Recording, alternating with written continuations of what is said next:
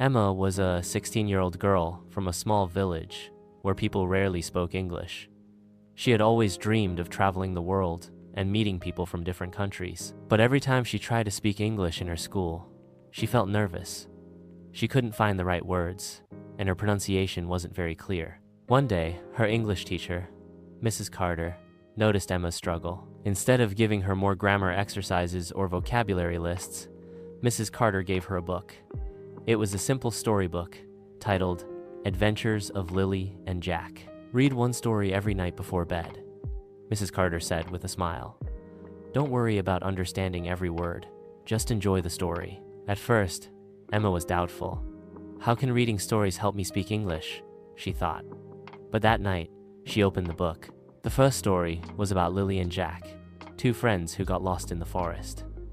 Emma found herself curious about what would happen next. Even though she didn't know all the words, she guessed their meanings from the pictures and sentences. She read aloud softly to herself, trying to copy the way the characters might talk. The next day, she read another story, and another the day after. Soon, she started to notice something strange.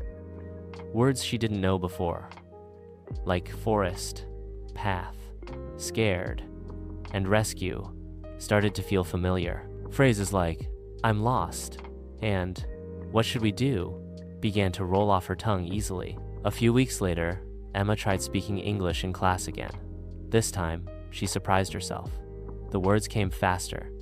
Her sentences sounded more natural. She wasn't just repeating grammar rules, she was speaking like the characters in her stories. Mrs. Carter saw the change too.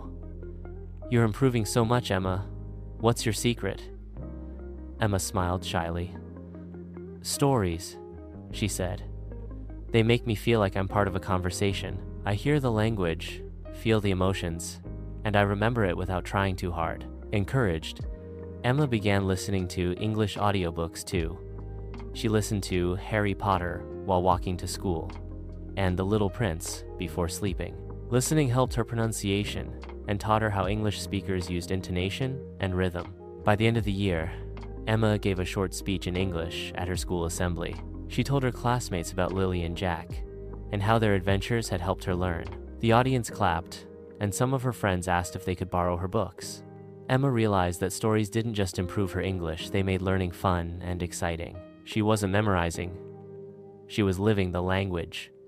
And so, she kept reading, kept listening, and kept dreaming.